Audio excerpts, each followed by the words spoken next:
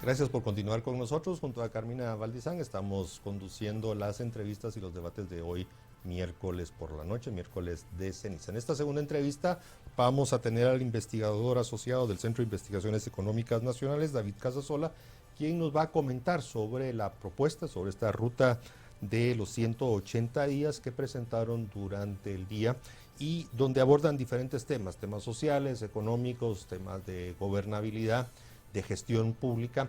Y bueno, vamos a conocer a través de David Casasola los principales elementos que han dado a conocer con aras de poder incidir en las decisiones de política pública que el gobierno del presidente Giammattei está llevando a cabo. David, buenas noches, bienvenido. Buenas noches, gracias por el espacio. Gracias. A ver, cuéntenos algunas generalidades antes de entrar al detalle de las propuestas del Claro, 100. con mucho gusto. Bueno, cada 4 años aprovechamos la oportunidad de que hay un relevo en las máximas autoridades en el Ejecutivo para elaborar lineamientos de política económica que se extienden no únicamente al tema económico, sino también vemos temas, por ejemplo, este año de salud, educación, seguridad, justicia, economía y también gestión pública. Buscamos abordar una visión integral con acciones de distinto plazo. Lamentablemente muchos de los desafíos que encontramos es que a veces nos toca repetir muchas cosas porque pues, se implementa muy poco y no logramos avanzar en los desafíos que tenemos pendientes. Entonces nosotros buscamos posicionar muchos temas que de alguna manera sabemos que están pendientes y tal vez enfatizar otros que necesitan tal vez mayor agresividad, dado de que al avanzar el tiempo y no atenderse las urgencias se vuelven cada vez más grandes los desafíos. A ver, dentro de esta hoja de ruta hay muchas áreas que ustedes presentaron. Tenemos obviamente el área educativa, el área social y vamos a hablar específicamente de la economía, que es como que un motor que se necesita en este país, que la economía crezca para ir mejorando las demás áreas, ¿no? Claro. A ver, yo ayer estaba muy sorprendida porque ayer presentaron el presupuesto 2020 en Hong Kong y la verdad que da envidia. No lo voy a negar. ¿Qué pasó en Hong Kong? Aparte de que va a haber... Recordemos que en Hong Kong han sido afectados por el coronavirus y afectados por las protestas, que fueron muchos meses de protestas y todo eso afectó a la economía y eso que la gente seguía trabajando. Hay una rebaja del 100% de impuestos al impuesto que ya estaba abajo de la ganancia de las empresas. Hay rebaja de impuestos del 100% a los asalariados. Hay una devolución de 10,000 Hong Kong dólares, que son aproximadamente 1.200, 1.300 dólares para incentivar la economía, muchas medidas y todas las medidas van enfocadas a eso, porque en Guatemala es imposible hablar de que le vamos a bajar 100% a un impuesto o 5%, 2%, cuando países como Hong Kong, que son modelos exitosos, lo saben.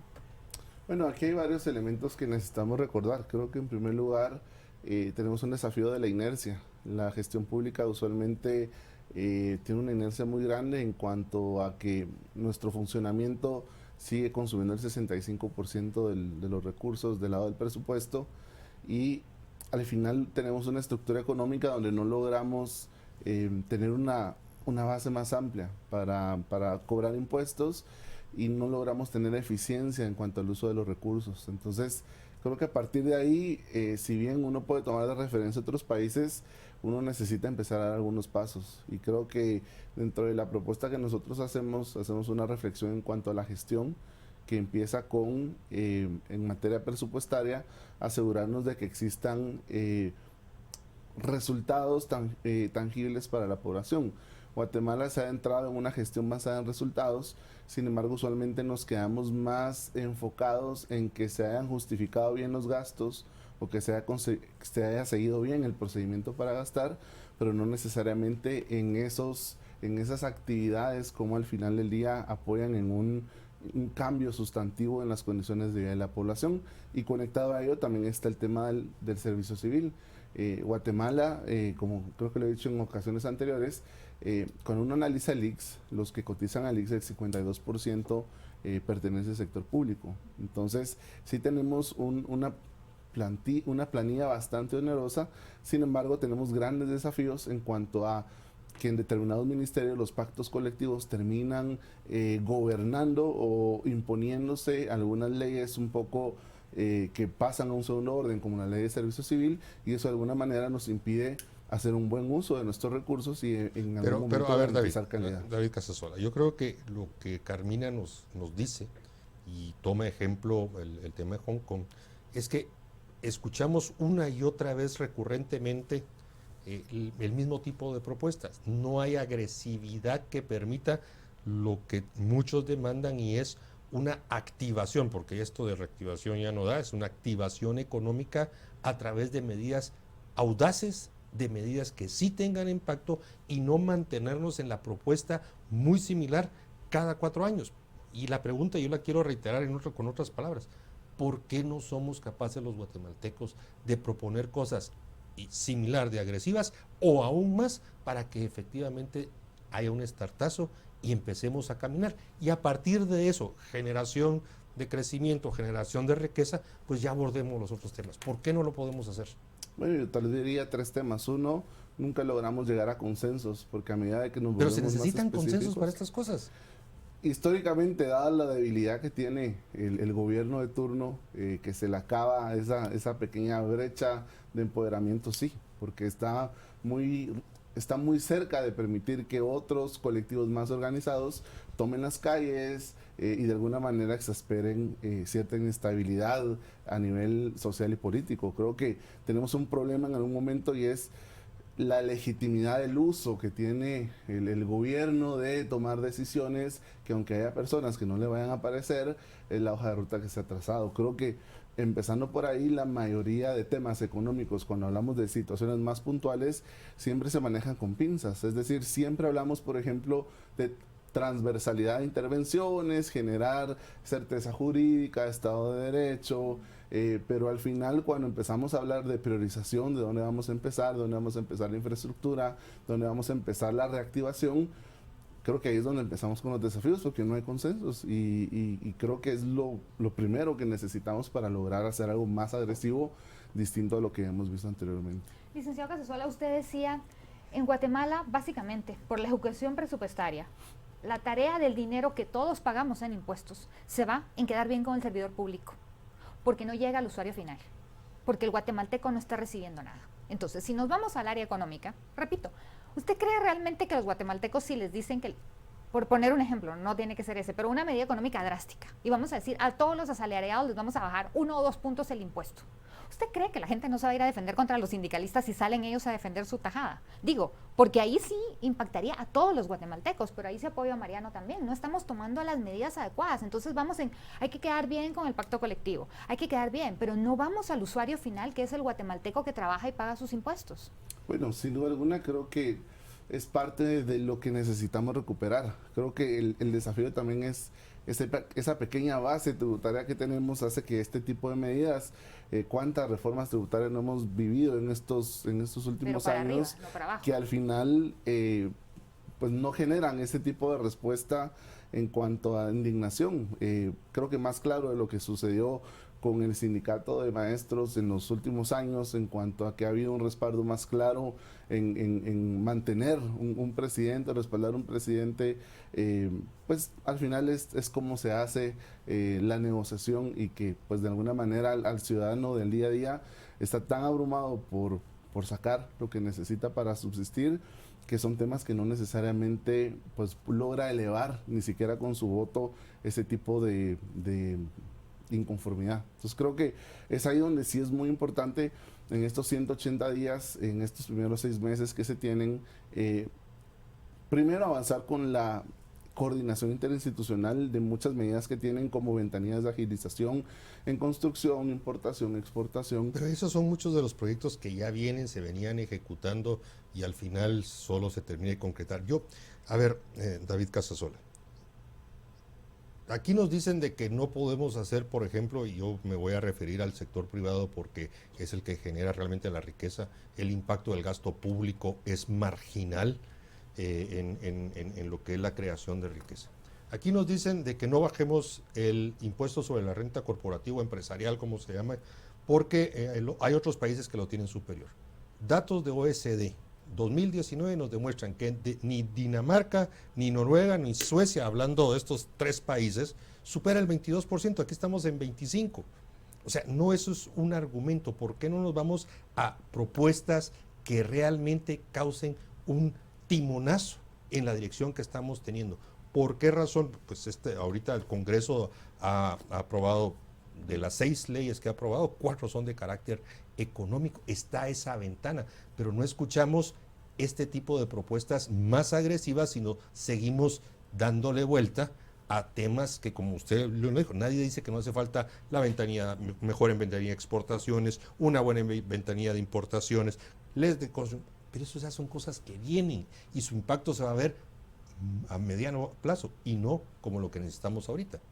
Bueno, yo pues, coincido totalmente. O sea, muchas de este tipo de ideas y planteamientos, sin duda alguna, tienen bastante atrevimiento a nivel técnico, pero creo que es ese paso adicional a nivel político que sigue haciendo falta en cuanto a la agresividad, en cuanto a ese radicalismo que en ocasiones hemos pecado porque siempre crecemos, esa eterna estabilidad macroeconómica de alguna manera sigue apaciguando a los que ven esos grandes números, y creería que lo que necesitamos es empezar a tener consistencia. Por ejemplo, uno de los grandes temas que siempre se trae a la mesa cada año es cuando se habla, por ejemplo, del salario mínimo.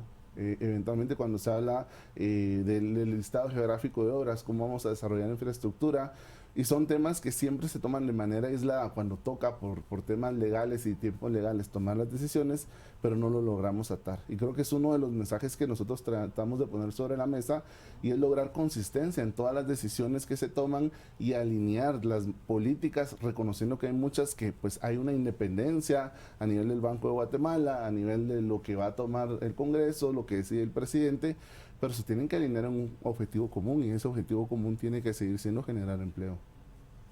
David, entre todas estas propuestas económicas, como ya lo hemos dicho y lo voy a repetir, siempre vamos a lo mismo y no se tienen resultados. Pero digamos que todos los gobiernos llegan con un empuje de hacer cambios y hacer las cosas.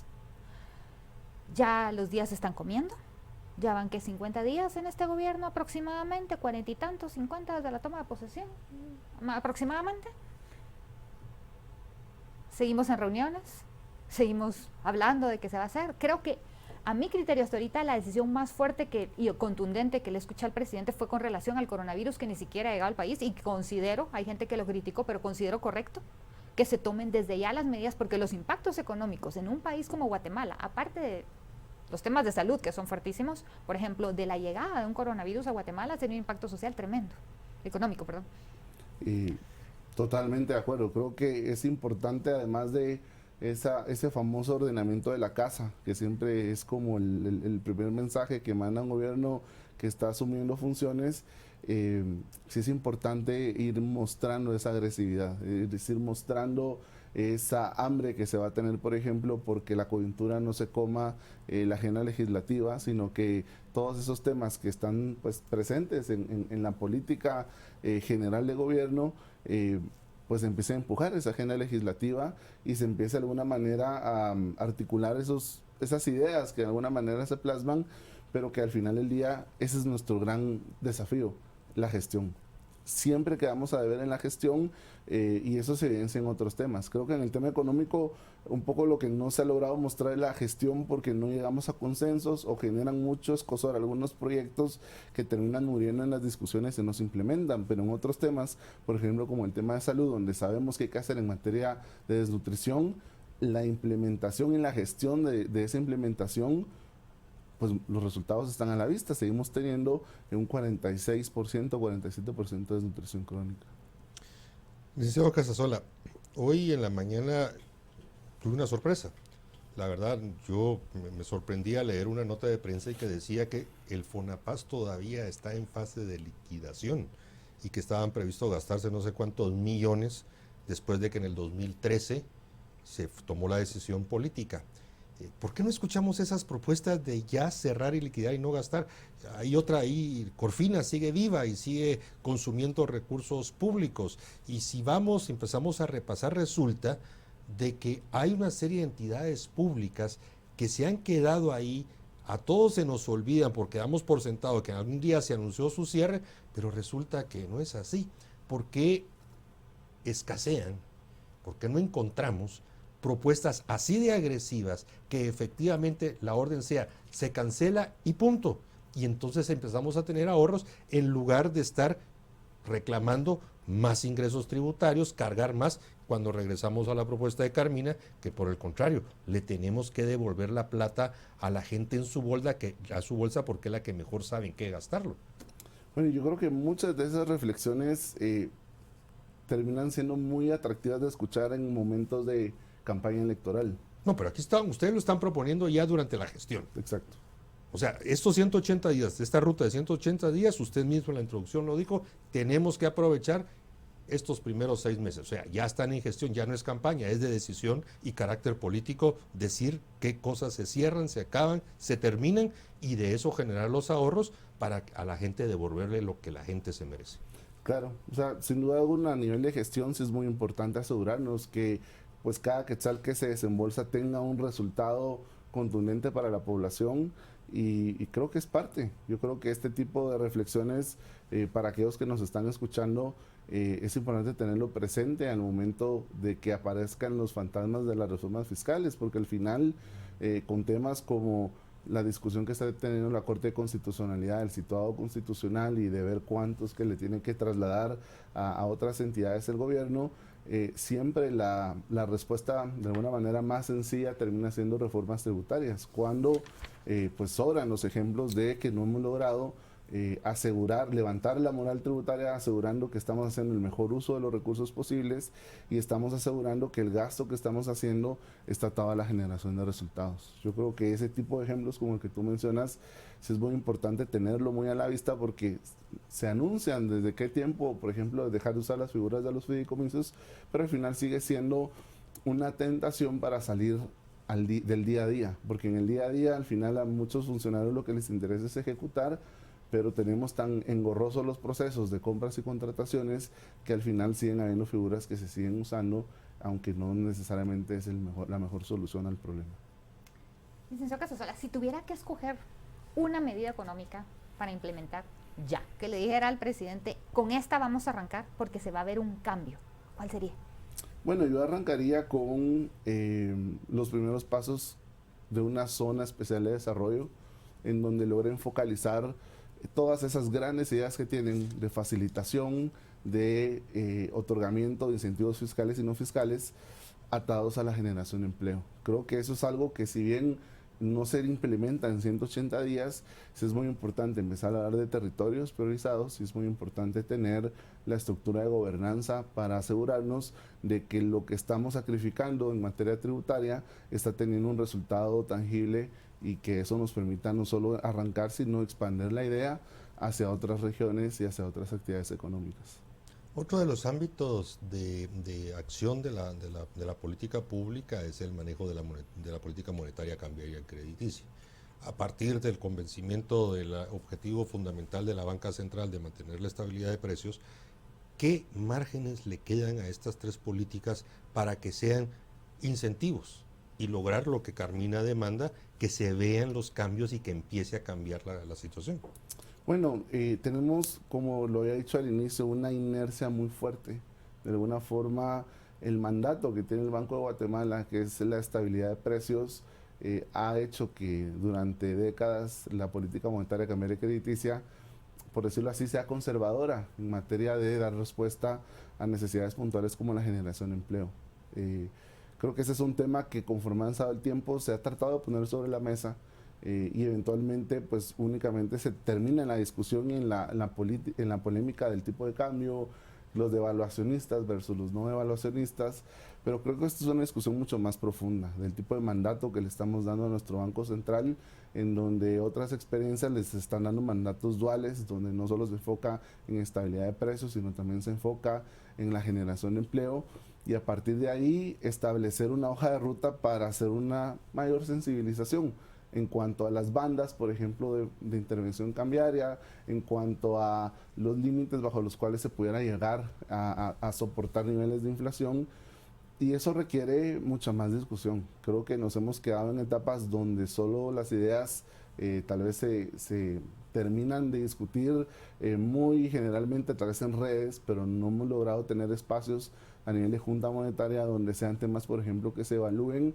y dejando también un tema muy claro e importante, es la manera en que estamos midiendo. Hemos visto que el Instituto Nacional de Estadística necesita bastante fortalecimiento y actualización, porque genera muchos insumos como la medición de inflación y la medición de la canasta básica alimentaria, que terminan siendo un insumo para los tomadores de decisiones. Entonces, aunque suene como algo que para algunos tal vez sea aburrido, el fortalecimiento del sistema estadístico nacional es una prioridad, porque si no, no tenemos forma de retroalimentar todas las intervenciones en materia económica que hace Banco de Guatemala y que hace eventualmente el presidente al revisar el salario mínimo. David, una pregunta de algo que acaba de mencionar. El Banco Central. Panamá lleva 117 años sin Banco Central y no lo ha necesitado. ¿Es tan necesario? Bueno, al final... Digo. Al final creo que depende bastante del tipo de herramientas económicas que quiera mantener un gobierno de turno. Para países como Guatemala, no necesariamente desprenderse automáticamente de su política monetaria es la mejor decisión al pegarse al dólar. Algunas experiencias hiperinflacionarias han hecho que países pues decidan pensar en la dolarización, pero sí requiere un análisis en donde veamos qué tanto espacio tenemos en las otras políticas como para soltar la monetaria y quedarnos únicamente con el gasto, quedarnos únicamente con tasas de interés. Y de nuevo, como decía al inicio, pensemos en qué tipo de mandato le queremos dar al Banco Central, qué resultados esperamos, y a partir de ahí pues empecemos con discusiones teóricas y consideremos que las políticas son complejas en ocasiones de llevar a la práctica. Bueno, hemos llegado al final de la entrevista. Muchas gracias, David Casasola. Bueno, doña Carmina dejó ahí rebotando, quiere reforma constitucional, Claro. O sea, lo dijo claramente. Yo pregunté si era No, necesario. no, lo dejó ahí sobre la mesa. Bueno, hemos terminado, les agradecemos mucho, Carmina, gracias. Gracias, Mariano, buenas noches. Vamos a cerrar rápidamente. Quiero ver todavía que mis cremas de comunicaciones le ganen el juego al América en México, así que les agradecemos mucho que nos hayan acompañado esta noche y les deseamos un buen descanso.